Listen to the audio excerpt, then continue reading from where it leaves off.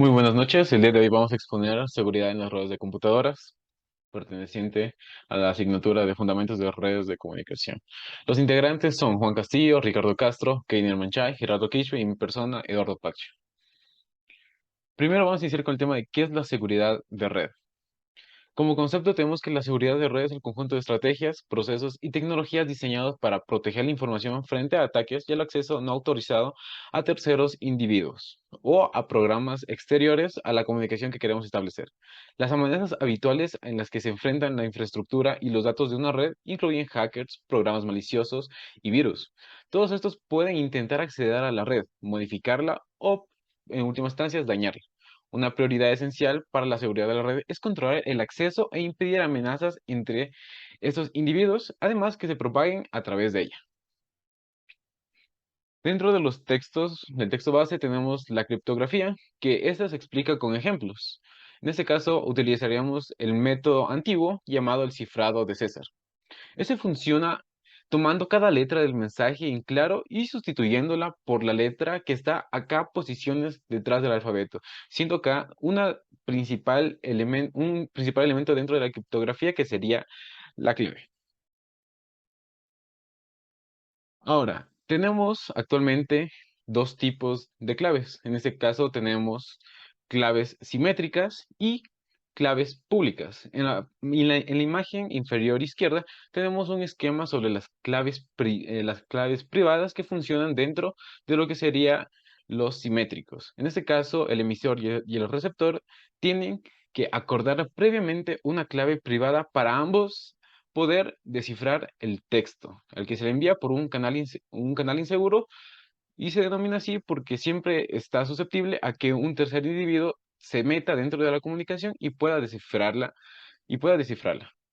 En la imagen superior derecha también tenemos lo que serían las claves públicas. Este esquema cambia un poco debido a que uno de los dos involucrados dentro de la comunicación, siendo el emisor o el receptor, conocen sus claves públicas. Pero lo que cambia en este esquema es que uno de los dos posee una clave privada, la que servirá para poder descifrar el mensaje. También hablamos sobre Diffie-Hellman, que es un protocolo de claves simétricas. En este caso voy a explicar el procedimiento en el que este algoritmo se implementa utilizando un número primo y una base G. El número primo se representa con P, y en este ejemplo tenemos que P va a ser igual a 23 y G va a ser igual a 5. En este caso tenemos dos involucrados, que sería A y B, siendo el emisor o el receptor. En este caso, el procedimiento inicia cuando A elige un número secreto, que se denomina A minúscula. Este número secreto siempre va a ser menor a P. Por ejemplo, vamos a tener que A va a ser igual a 6. De igual manera, el receptor va a ser B. Elige un número secreto denominado B minúscula. Igualmente, con la misma condición que sea menor a P. En este caso, se elige B va a ser igual a 15. Entonces, ¿qué es lo que hace el emisor A? Este utiliza una función modular. Esta se explica de la siguiente manera, en la que G elevado al número secreto que eligió el emisor va a sacar el módulo que involucra al número P. En este caso, la función se reemplaza con 5 elevado al módulo de 23. Este va a ser igual a 8. Entonces, esta operación la va a hacer el receptor, que sería en este caso B. Pero este se utiliza su número secreto y las constantes que ya se definieron al inicio de la comunicación. Entonces, por último, bajamos a las tres fases de la parte inferior, donde vemos que A calcula G elevado a B y calcula el módulo de P. Todo esto elevado a, que sería el número secreto definido por el emisor. En este caso, la fórmula quedaría 19 elevado a la sexta, módulo de 23, nos da igual a 2. Y curiosamente, se define así la clave simétrica cuando B calcula la misma operación con los datos contrarios, siendo los de A. Entonces, obtenemos que las mismas claves secretas va a ser igual para A y para B. Entonces, así se establece una comunicación con claves simétricas. También dentro de las claves simétricas tenemos los cifrados de bloque y los cifrados de flujo. En lo que son los cifrados de bloque, el mensaje que hay que cifrar se procesa en bloques de n número de bits. Entonces el mensaje se descompone en los bloques del número de bits que se definió. Cada bloque se cifra independientemente con un algoritmo distinto, si se desea así. El sistema de cifrado asigna una correspondencia de 1 a 1 para cada bloque. Esto con el fin de asignar el bloque de n bits de texto del texto claro, es decir, el texto de entrada, el que queremos enviar, a un bloque de n bits de texto cifrado, como se ve en la imagen de la parte izquierda. Ahora vamos a explicar el diagrama que explica el cifrado de flujo. Bueno, aquí tenemos que el mensaje claro se cifra de bit a bit o también de bytes. Esto mediante una operación denominada XOR, que es una operación lógica que ya se ha revisado lo que sería en matemáticas. Bueno, esta operación XOR entre el texto claro y es una secuencia que se cifra, es una secuencia cifrante S. El emisor y el receptor comparten de forma segura eh, una, una semilla, se podría decir, o una clave K, y un circuito generado de la secuencia de bits S. Entonces, para poder generar esas secuencias binarias y seguras, para poder generar esa secuencia, se necesita que sea pseudo aleatoria y que también sea segura. Y para el proceso de descifrado, se vuelve a utilizar la función lógica XOR entre el criptograma y la misma secuencia de S en el destino. También dentro de criptografía tenemos la confidencialidad. En este caso tenemos un diagrama entre el sujeto, Bob, que se quiere comunicar con Alice, ¿no? Entonces dentro de este esquema tenemos un texto plano, tenemos la llave pública que pertenece a Bob, y también Bob tiene su llave privada. Entonces, ¿qué es lo que hace el sistema de confidencialidad o la propiedad de confidencialidad? Hace que la encriptación se utilice una llave pública de Bob y con esa se llegue al cifrado del texto. Y entonces este texto cifrado se va a transmitir mediante un canal inseguro.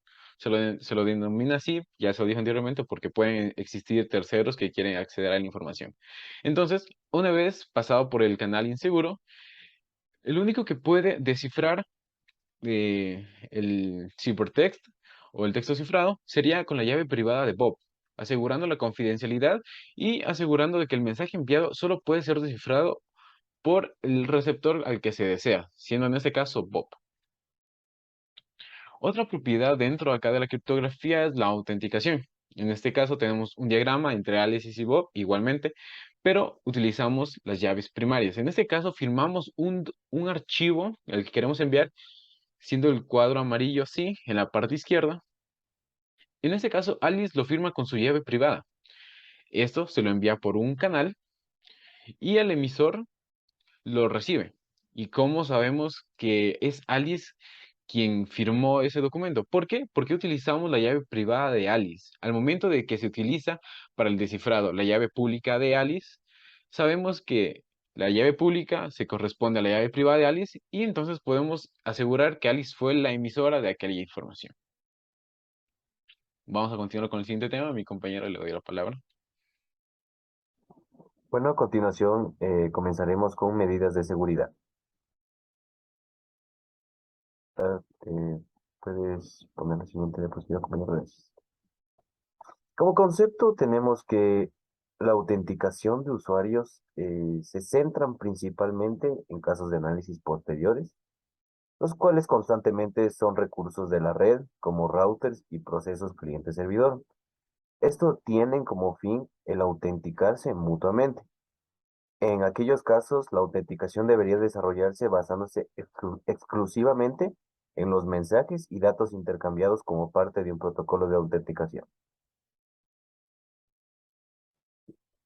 Siguiente, a continuación, comenzaremos con los protocolos de autenticación, en los cuales son el 1.0, 2.0, 3.0, 3.1 y 4.0. Protocolo de autenticación AP 1.0.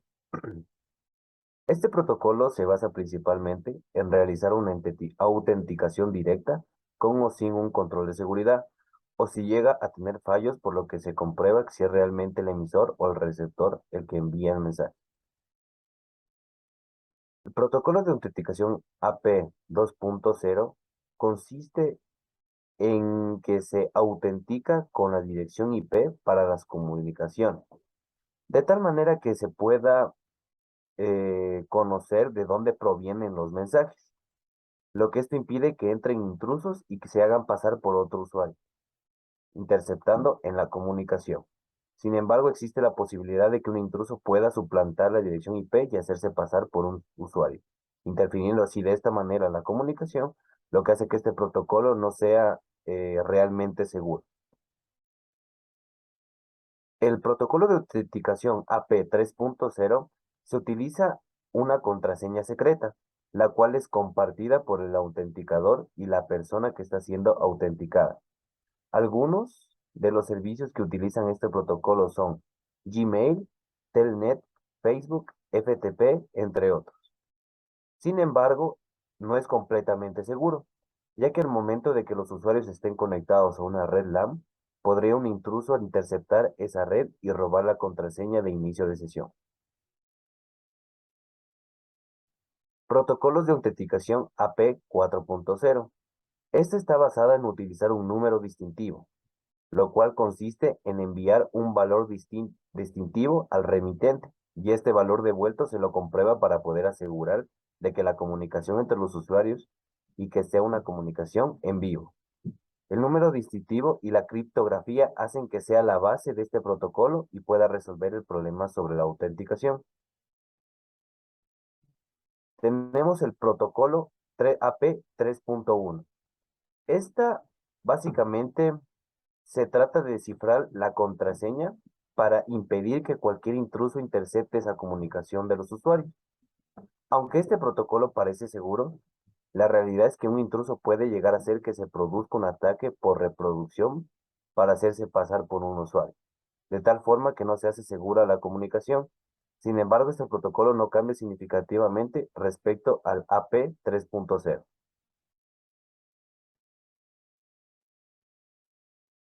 Confidencialidad, como concepto, tenemos que cuando se habla de confidencialidad e integridad, hablamos sobre seguridad en nuestros mensajes, credenciales, etcétera. Estos nos plantean para el momento de estar interactuando en el Internet con otros usuarios. Por ejemplo, en el caso de querer enviar un correo electrónico a un usuario. Para este caso se utilizan medidas con la criptografía, funciones hash y firmas digitales. A continuación podemos observar un claro ejemplo de lo que es la confidencialidad e integridad. En este caso podemos ver el cual el usuario A al usuario B requiere enviar un mensaje. Como podemos observar en el medio tenemos lo que es un intruso, pero este mensaje tiene lo que es una contraseña encriptada, el cual evita que el intruso pueda entrometerse entre ese mensaje enviado y enviar o recibir datos diferentes a lo que uno está enviando, en este caso de A y B. Lo mismo sería para Emily y Steve, lo cual tenemos en el ejemplo inferior. Emily está enviando un mensaje, el cual está encriptado y llega el mensaje encriptado correctamente hacia Steve.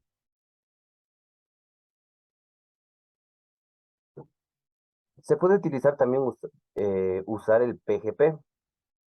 El PGP, escrito primeramente por Phil Zimmermann en 1961, por lo que sus siglas en inglés significa Pretty Good Privacy, lo que sería una muy buena privacidad. Básicamente el diseño está basado en confidencialidad, autenticación e integridad. Tenemos diferentes versiones y cada uno con diferentes propósitos. El MD5 o SHA, estos nos sirven para calcular el resumen del mensaje. CAST, triple DES o IDA, nos servirán para cifrado de clave simétrica. Y por último tenemos el RSA, el cual nos servirá para el cifrado de clave pública. El PGP proporciona dos claves, una privada y una pública. La privada es para el usuario y que solo él tenga acceso. En cambio, la clave pública es la que se da a conocer en un sitio web o también puede almacenarse en un servidor. Algo bueno de esta clave es que está certificada por una red de confianza.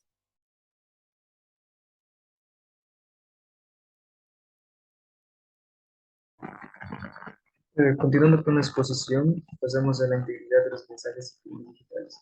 La integridad de los mensajes es una técnica conocida como autenticación de mensajes. Eh, Hay que tener claro que para poder autenticar el mensaje se tiene que verificar los requisitos. El primer requisito es que el origen del mensaje sea efectivamente la persona emisora y el segundo es que el mensaje no se había alterado mientras viajaba a su destino.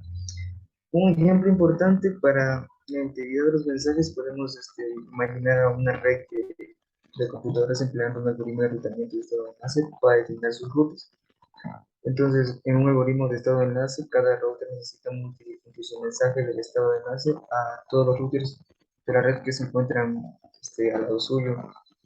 Una vez que los routers reciben el mensaje de estado de enlace, de todos los demás routers puede crear un mapa completo de toda la red y ejecutar su algoritmo de enrutamiento de costo mínimo de su tabla. Entonces, un ataque relativamente sencillo en este ejemplo en contra del algoritmo de enrutamiento consiste en que se distribuyan mensajes falsos de estado de enlace con información incorrecta y en el momento de verificar su origen no tendrá ninguna diferencia. Aquí es donde puede entrar la técnica de las funciones hash criptográficas. Una función hash toma una entrada como podría ser ya sea un mensaje o un documento y calcula una cadena de tamaño fijo, la que la convierte en m en h y esto se lo conoce como el nombre de hash. La función dispone la siguiente propiedad adicional. Es computacionalmente impracticable encontrar dos mensajes X, E y tales que X en H y Y en H, que esto se lo puede traducir de manera informal como es computacionalmente impracticable que un intruso sustituya un mensaje protegido mediante la fusión fácil por otro mensaje diferente. Si se desea hacer una comprobación simple con una comprobación de Internet que nos proporciona la función criptográfica, bastante poco seguro, ya, ya que hacerlo con una aritmética en complemento a uno es muy sencillo encontrar otro conjunto de datos con la misma suma de comprobación. O sea que no es práctica y nada seguro hacerlo en complemento a uno. Entonces, en propósitos importantes de seguridad se necesita una función hash bastante potente, como lo son las ampliamente cogidas hoy en día, como es el algoritmo de hash MD5, el hash seguro que es el SHA-1, que quiere decir Security Hash Algorithm. Este, Comenzando por el algoritmo hash MD5, puede calcular un valor hash de hasta 128 bits mediante el proceso de cuatro pasos. El primer paso es el de relleno, que añade un 1 seguido del número de ceros suficientes como para que la longitud del mensaje satisfaga ciertas condiciones. El segundo paso es el paso de la agregación, que es añadir una representación mediante 64 bits de longitud del mensaje antes de la operación de relleno. El tercer paso es la inicialización de un mensaje de un acumulador y un bucle final en el que se procesan los bloques de 16 palabras del mensaje. Y por último, el cuarto paso, que es básicamente en cuatro pasadas sucesivas. Y el segundo algoritmo, hash seguro, CH1, que se basa en una serie de principios similares al diseño del MD4 y que produce en resumen del mensaje de 160 bits. Esa mayor longitud de salida hace que CHA1 sea más seguro. Un dato curioso es que este algoritmo en Estados Unidos se lo usa siempre que se requiere un algoritmo criptográfico para aplicaciones gubernamentales. Pero existe un problema. ¿Cómo podríamos garantizar la integridad del mensaje? Va a ser la siguiente. Fin de diapositiva. Pues con el código de autentificación del mensaje. Porque sin esta seguridad, cualquier intruso que pueda crear un mensaje que funcione, que se dijera que es la persona de origen que desea reemplazar, entonces el receptor no sería consciente de que se ha producido un engaño. Entonces, para garantizar la integridad de los mensajes, además de utilizar funciones hash criptográficas, se necesita un secreto compartido, que no es más que una cadena de bits y se lo denomina como clave de autentificación. Entonces, a la hora de crear un mensaje, concatena con la clave de autentificación y calcula el valor hash. Todo esto se lo denomina como MAC. sus abreviaturas, sus iniciales significan código de autenticación de mensajes. Hay que darle, hay que darle, o sea, hay que entrar en cuenta que no tiene nada que ver con las siglas MAC que son utilizadas en protocolos de NASA. Entonces, continuando, se ha creado un mensaje empleado y se lo envía al receptor. Y el receptor recibiendo el mensaje empleado y conociendo la clave de autenticación calcula el valor MAC y concluye que todo está correcto. Una característica que compone la MAC es que no se necesita ningún algoritmo de cifrado utilizando un código MAC. Las entidades pueden identificar los mensajes que se intercambian sin tener que incluir complejos algoritmos de cifrado en el proceso de garantía de integridad. A lo largo de los años se han propuesto diversos estándares para los valores MAC. El estándar más popular hoy en día es el HMAC, que puede utilizarse para M5 y CH1. En la práctica, CHMAC hace pasar los datos y la clave de identificación a la función hash hasta 2 veces. Continúo con los otros. Firmas digitales. Una firma digital es una técnica criptográfica que permite conseguir los mismos objetivos que una firma normal, solo que esta es virtual. Estas firmas digitales deben realizarse de forma que sean verificables y no falsificables. Algunas personas podrían pensar que las firmas digitales pueden estructurarse con las MAC, pero eso no es el caso. Para la verificación, para la verificación, la función que se necesita una copia de la firma. Entonces, en este caso, la firma deja de ser distintiva.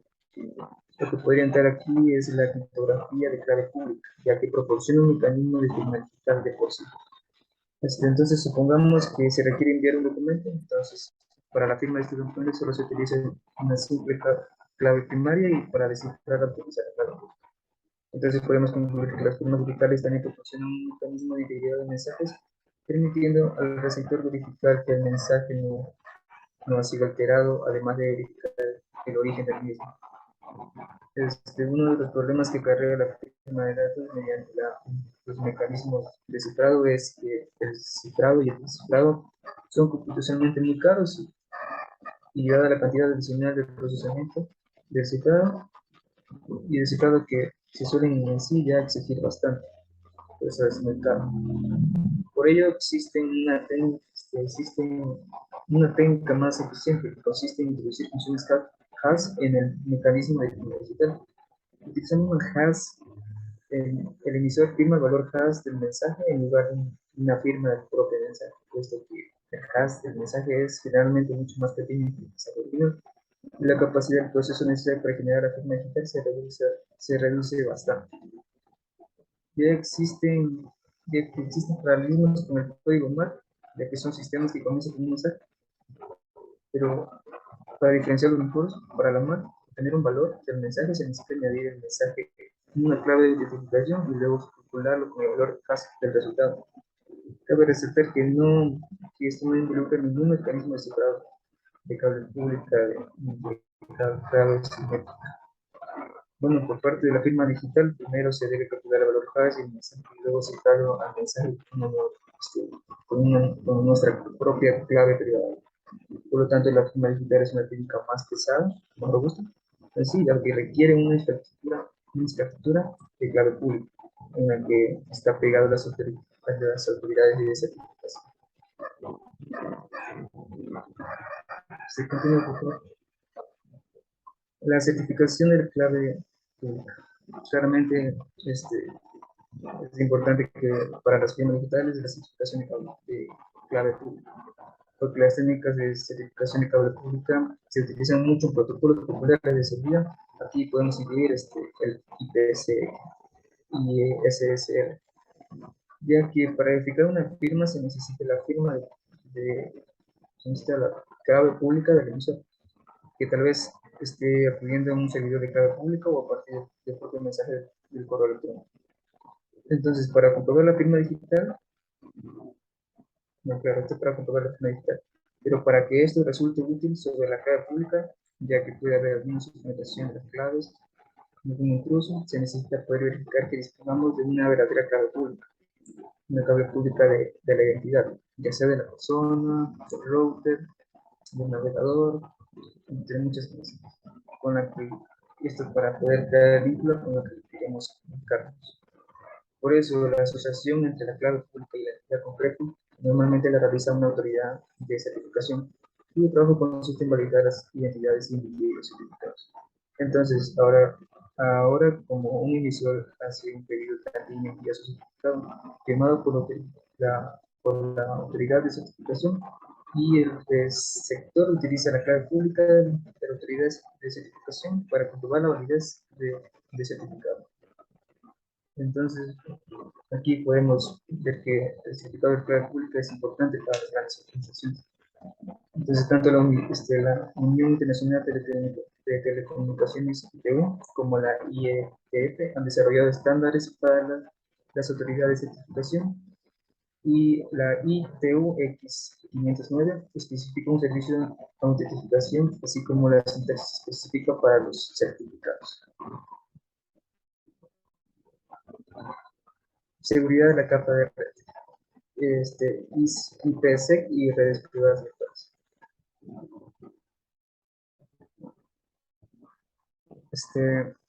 El protocolo de seguridad IP, más conocido como IPsec, proporciona seguridad a la capa de red. La IPsec en sí proporciona una seguridad a los datagramas intercambiados por cualquiera dos entidades de la capa de red, incluyendo hosts, softwares. Muchas instituciones corporativas, agencias gubernamentales, organizaciones sin ánimo de lucro lo utilizan. Entonces, utilizan esto para crear las redes privadas de VPN que funcionen sobre la red Internet. Para entenderlo mejor, es necesario recordar que la confidencialidad en la capa de red entre una pareja de entidades de red, ya sea de los hosts, un host o un router, la entidad emisora, en sí, la entidad emisora cifra las cargas útiles de todos los datagramas que envía hacia la entidad receptora. Entonces, la carga útil cifrada podría ser un segmento TCP, UP, un mensaje de P o cualquier otra cosa.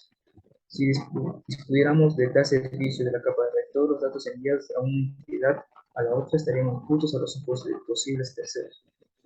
Por esta razón se decide que la seguridad de la capa de red proporciona un servicio básico de ocultación, además de la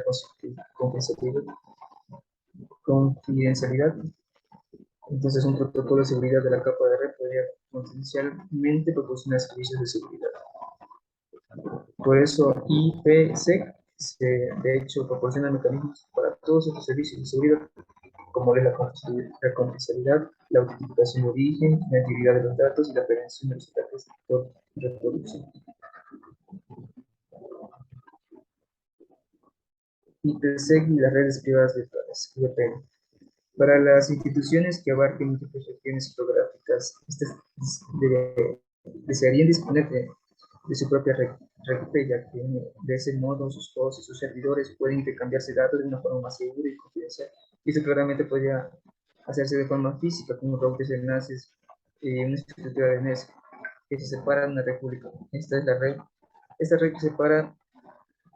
separada se puede denominar como una red pública y es aquella que se puede encontrar separada de la red internet pública dedicada a una institución en concreto. Por eso, a su vez, que generaría un costo muy alto porque la institución es necesaria, necesitaría comprar y mantener la infraestructura. Entonces, como por ejemplo, si existieran dos sucursales y una sucursal principal, pues envía un datagrama, lo podría enviar con un PC. Le paso a mi compañero.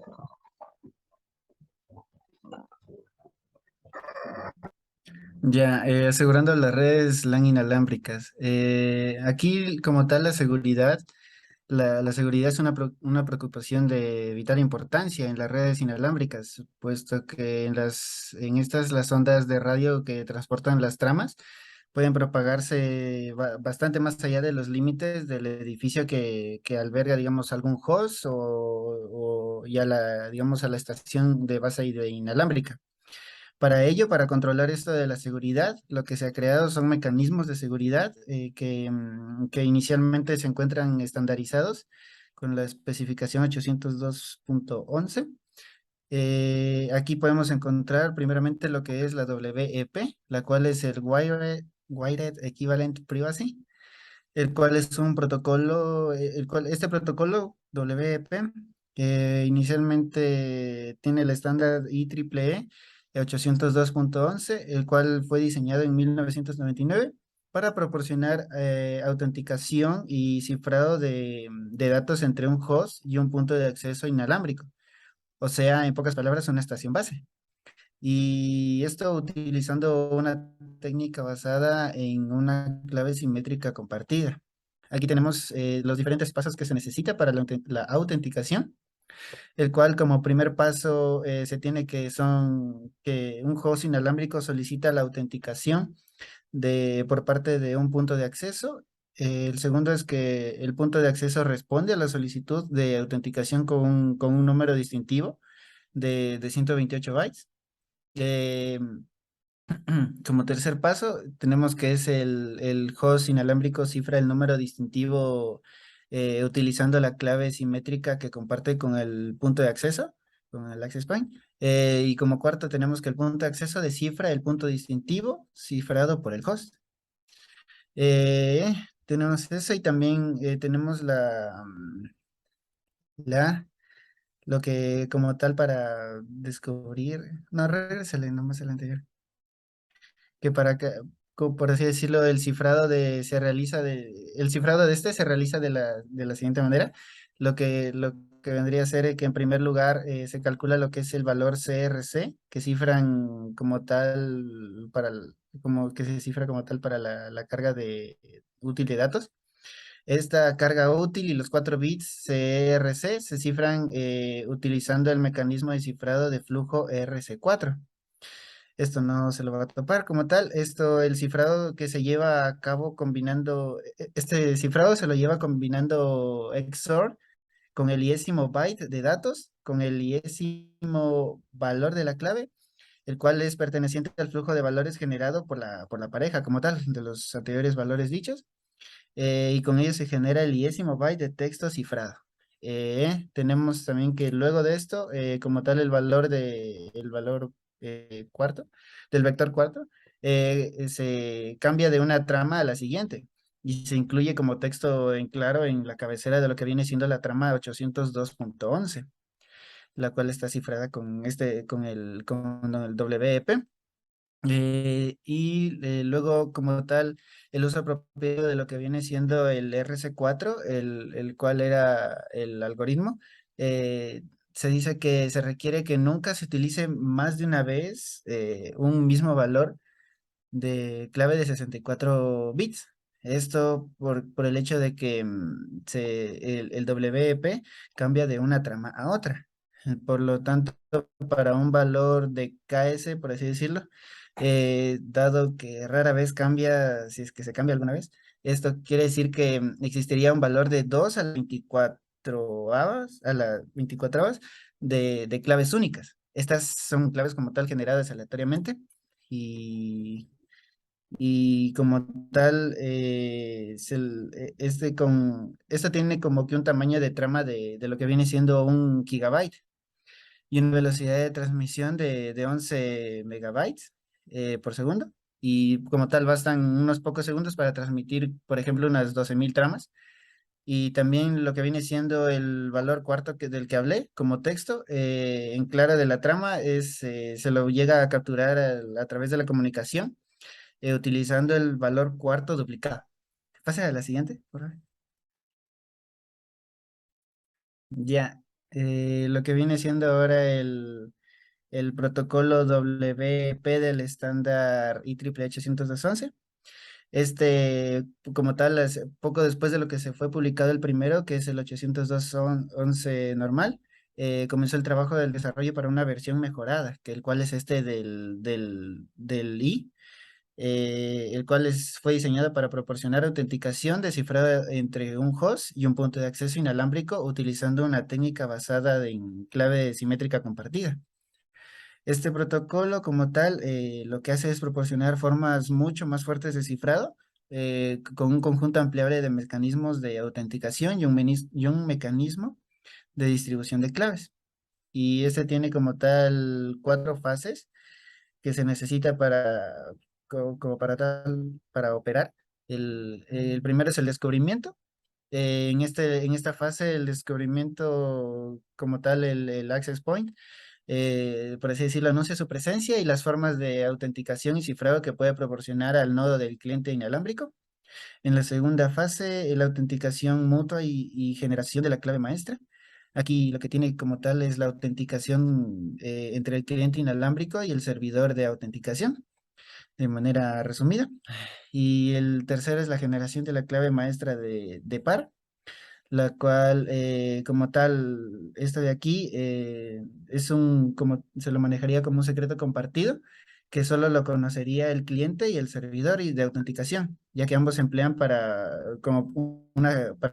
generar una segunda clave, la cual es la clave maestra de par. Y el último que sería la generación de la clave temporal, la cual viene siendo con la PMK, la cual es la anterior, en donde el cliente inalámbrico y el access point pueden ahora generar claves adicionales que se utilizarán como tal para comunicación. Ahí le doy paso al siguiente compañero.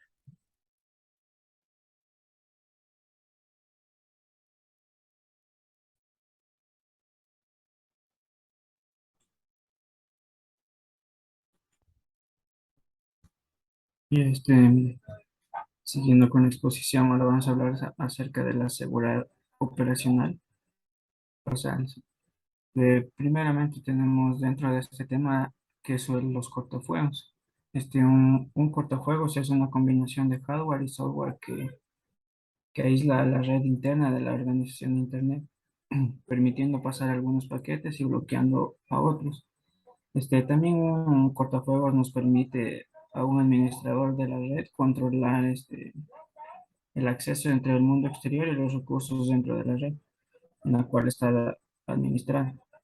También nos ayuda a gestionar el flujo del tráfico hacia dónde y hacia dónde y desde dónde vienen esos recursos. Algunos objetivos del cortafuegos tenemos que son tres, en el cual el primer objetivo es que todo el tráfico que va del exterior hacia el interior de la red y viceversa, pasa a través del cortafuegos. Eso nos quiere decir y al imponer una política de control de acceso. Como segundo objetivo tenemos que solo se permite el paso del tráfico autorizado de acuerdo con la política de seguridad local. Prácticamente esto quiere decir que con todo el tráfico de entrada y de salida, la red institucional está pasando a través del cortafuegos y puede restringirnos el acceso al tráfico que no esté autorizado. Como tercer objetivo tenemos que el propio cortafuegos es inmune a la penetración. Es decir, que es un dispositivo conectado a la red, donde si no está diseñado e instalado apropiadamente, puede verse comprometido. En tal caso, si no está conectado, nos proporcionará una falsa sensación de seguridad, por lo que es necesario utilizar el cortafuegos. O sea, el siguiente. Dentro de la clasificación de los cortafuegos tenemos que son tres. Como primero tenemos los filtros de paquetes tradicionales, en el cual básicamente consiste en que el filtro examina cada datagrama aisladamente, en el cual va a determinar si debe pasar o no, o debe ser eliminado, en el cual se basa en las reglas específicas para el administrador. También dentro de esto, todo el tráfico que sale y entra a la red interna pasa a través de un router y este router es quien debe de tener el filtrado de los paquetes. También el filtrado también puede basarse en si se ha configurado o no con el bit TCP o ACK, en el cual las decisiones del filtro se basan en las direcciones IP de origen o destino, el tipo de protocolo especificado como puede ser el TCP, VDP, ICMP, OCPF, etc. También puede basarse en el destino, en el puerto de destino y de origen que puede ser TCP o VDP, en los bits de indicadores que serían de TCP, SYNC, ACK, etc. El tipo de mensaje que es ICMP y también puede ser diferentes reglas para los datagramas que salen y entran en la red. Y también tenemos que las diferentes reglas para las distintas interfaces de routing. A la siguiente. Otro tipo de clasificación del cortafuegos tenemos que son los filtros de memoria con memoria de estado. Básicamente este tipo nos resuelven un problema almacenado de la información de todas las conexiones TCP activas en una tabla de conexiones. Esta tabla es lo que nos hace posible porque el cortafuegos puede observar al inicio de una conexión observando un acuerdo en tres fases, que sería la SYNAC y el ACK, y así poder observar el fin de una conexión cuando veo un paquete fin para la conexión.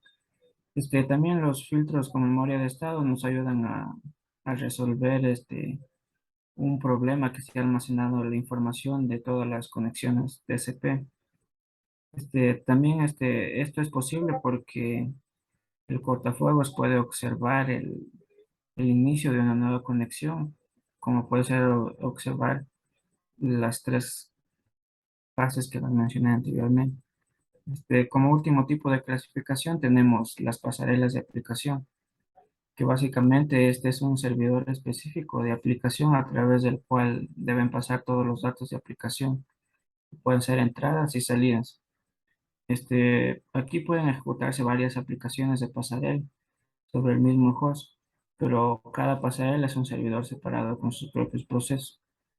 Las pasarelas de aplicación también van como que de las cabeceras IP, TCP y UDP, en la cual cada una de estas cabeceras tomará una decisión basándose en cada aplicación que esté usando.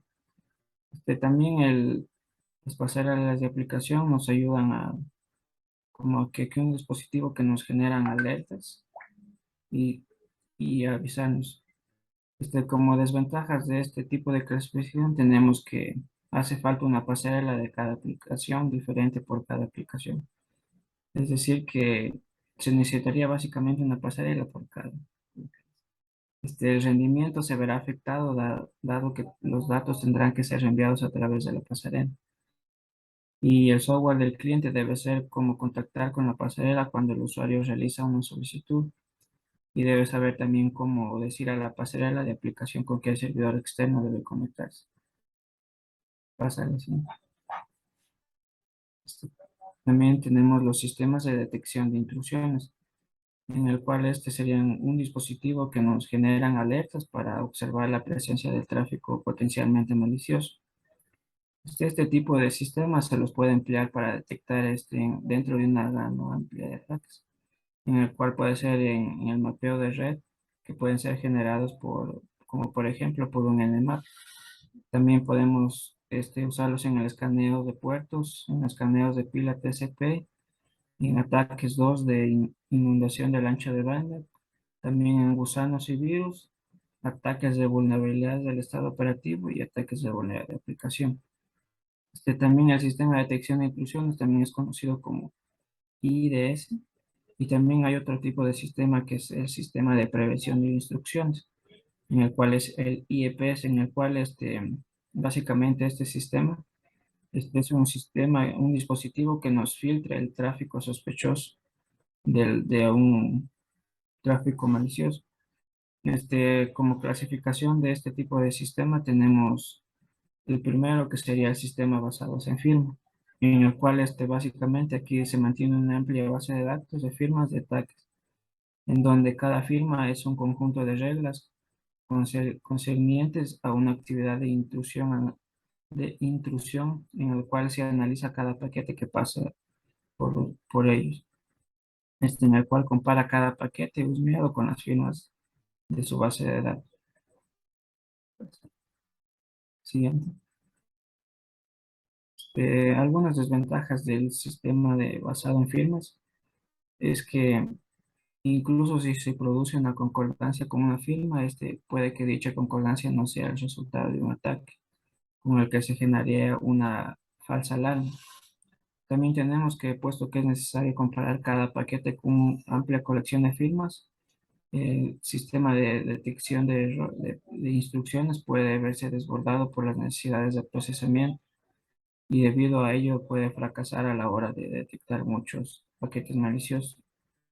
También el sistema basado en firmas, también tiene una amplia base de datos en la cual nos puede ayudar a detectar.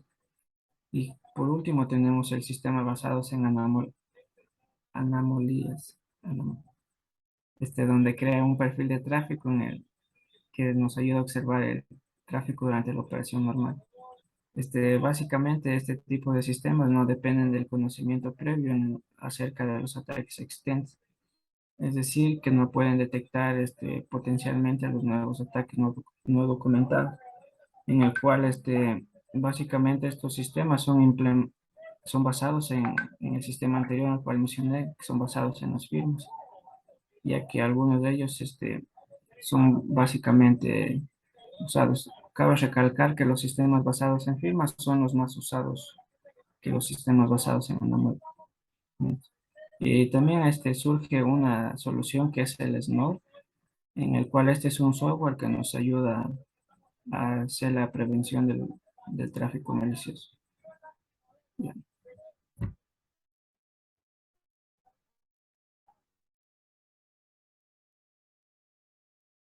Muy bien, para continuar con la exposición, vamos a explicar un ejemplo aplicativo dentro de lo que serían las redes de computador.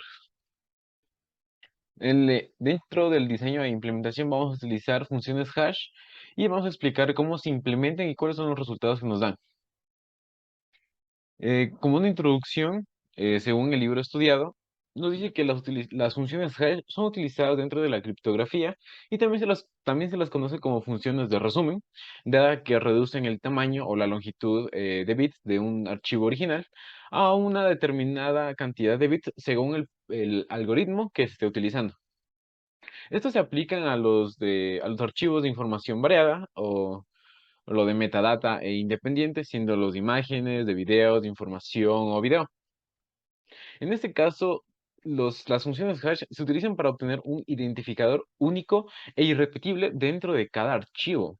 Eso nos quiere decir que nos ofrece ciertas características para las funciones hash o la información en cifras de hash. No hay que confundir con los archivos de cifrado, con los archivos .zip o .rar, ya que su diferencia yace en la utilización de claves, donde para obtener el valor hash no es necesario tener una clave, mientras que en los archivos de compresión .zip o .rar, que sean los más comunes, sí, no es necesario tener una clave. Sí es necesario tener una clave. Hay algunas características importantes que ofrecen las funciones hash, como lo son, lo va a decir mi compañero.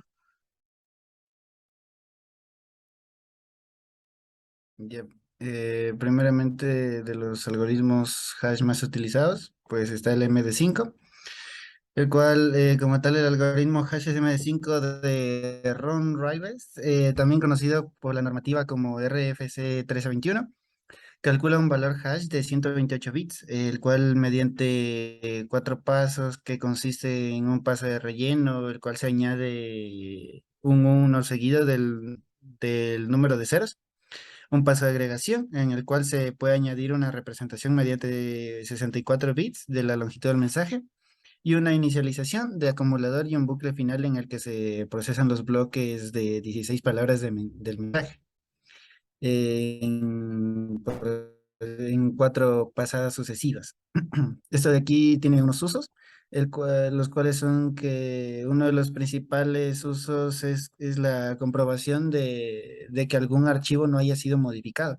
De esta forma se puede verificar el contenido y las firmas digitales, siendo utilizado principalmente para la autenticación.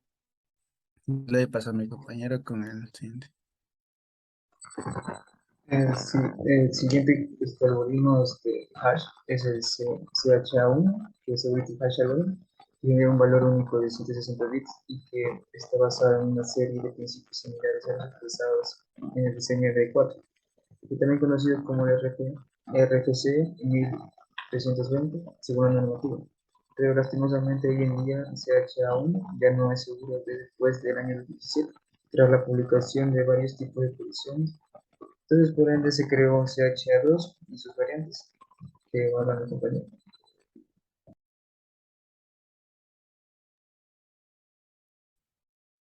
A continuación se tiene el Secure Hash Algorithm 2. En este caso lo tenemos con todas sus variantes.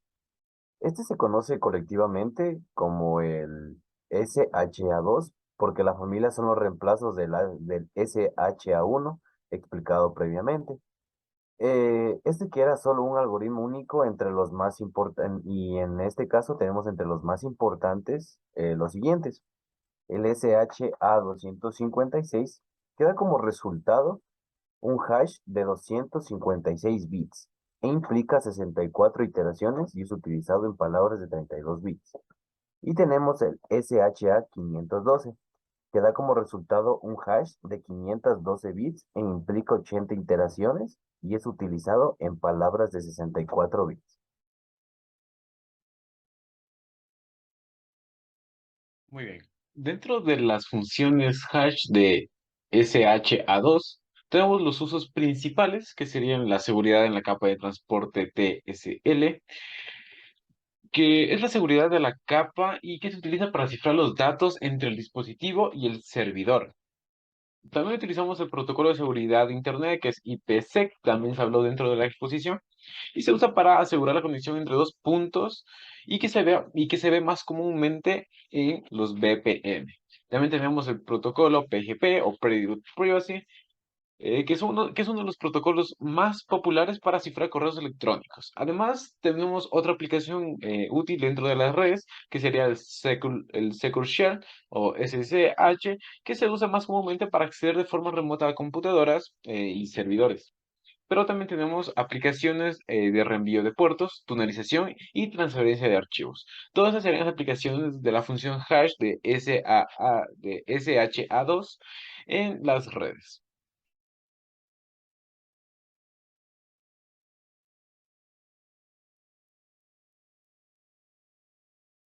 Muy bien, para complementar sobre la justificación de este ejemplo práctico, tenemos que hablar un poco sobre las características que nos ofrecen el uso de las funciones hash, como es la unidireccionalidad, que significa realizar un proceso de la función óptimo para operaciones computacionales, pero que su costo operacional para obtener el resultado inverso no sea prácticamente viable.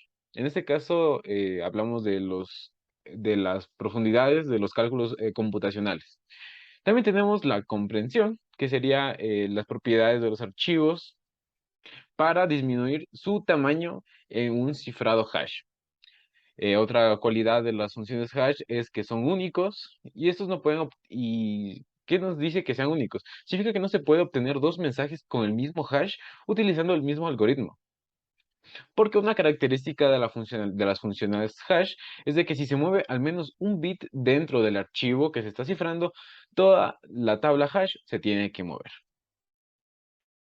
Bueno, vamos a salir de la presentación. En este caso, vamos a presentar un algoritmo que se ha realizado en Python, donde realizamos la transformación de ficheros o cadenas de texto en determinado algoritmo. En este caso tenemos la opción de elegir un fichero, como vemos aquí en la ejecución de acá abajo, perdón, con la opción 0 elegimos un fichero, determinamos también cuál es el tamaño de aquel fichero.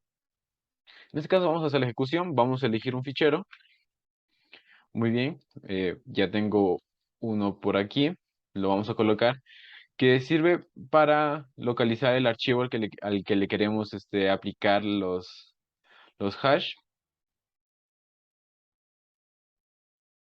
Muy bien.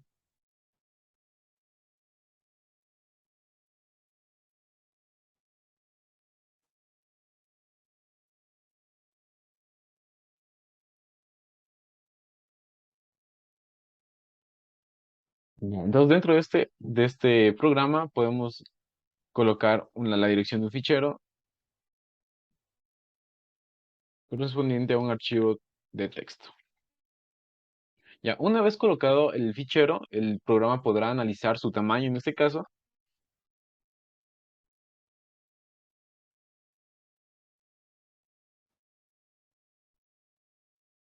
Entonces, una vez localizado el fichero, podemos obtener la información de aquel documento. En este caso, tenemos un archivo llamado fichero.hash, en el que si revisamos las propiedades, nos da un tamaño entero de 1 kilobyte, lo que sería representado acá dentro del programa. Otro ejemplo sería del algoritmo que se habla dentro del texto al que estamos estudiando, es que es la función hash de MD5. En este caso lo podemos utilizar con un texto, es decir, que podemos utilizarlo. En este caso vamos a utilizar como ejemplo para cifrar la palabra Eduardo. Nos da como resultado el siguiente archivo en hexadecimal. Entonces, ¿cómo sabemos que esto está correcto? Nos vamos a ayudar de páginas distintas, donde vamos a colocar aquí. Vamos a contar cuántos caracteres existen. Es decir, que tenemos aquí 32 caracteres. Y decimos, ¿por qué? En la teoría nos decía que MD5 nos daba 128 bits. Lo que pasa es que tenemos en hexadecimal. Lo que tendremos que hacer para determinar la cantidad correcta, lo vamos a convertir de hexadecimal a binario, dándonos el siguiente resultado. Entonces, estos binarios de aquí que se separan en octetos nos da como resultado efectivamente 128 caracteres. Significa que el cifrado de MD5 es correcto. Algo importante de resaltar es que MD5 fue roto, como se le dice dentro de la encriptación, lo que permite que sea vulnerable a colisiones muy generalmente de fuerza bruta. Por ende, nos podemos hacer de herramientas online que nos permitan a desencriptar cierta información. En este caso, podemos utilizar esta página de aquí que nos permite a desencriptar códigos hash e ingresamos el código que que lo obtuvimos dentro de la ejecución del programa. Es decir, este código aquí es el mismo. Así que utilizando esta página podemos desencriptar y nos debe encontrar que efectivamente lo logró desencriptar en 0.121 segundos. ¿Y cuál es la palabra que encontró? Eduardo. Efectivamente es la palabra con la que lo ciframos con el algoritmo de M5.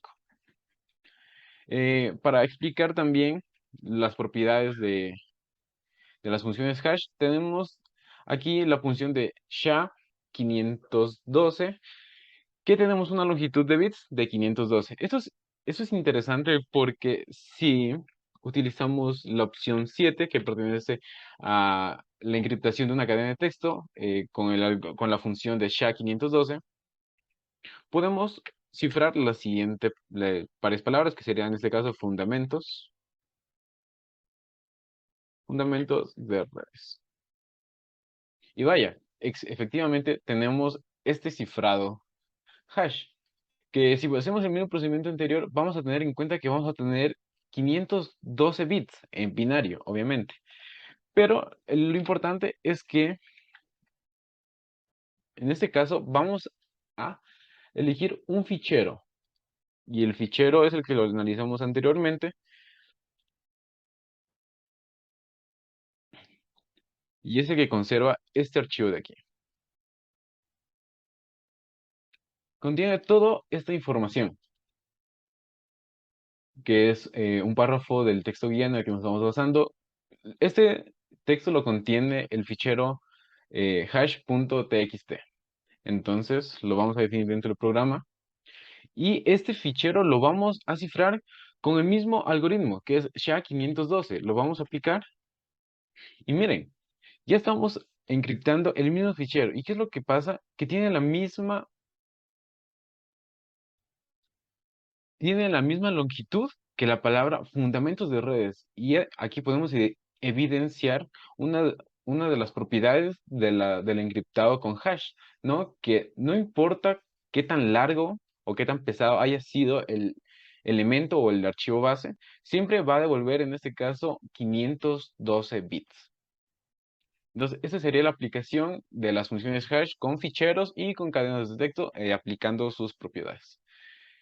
Muchas gracias, eso sería todo por esta exposición.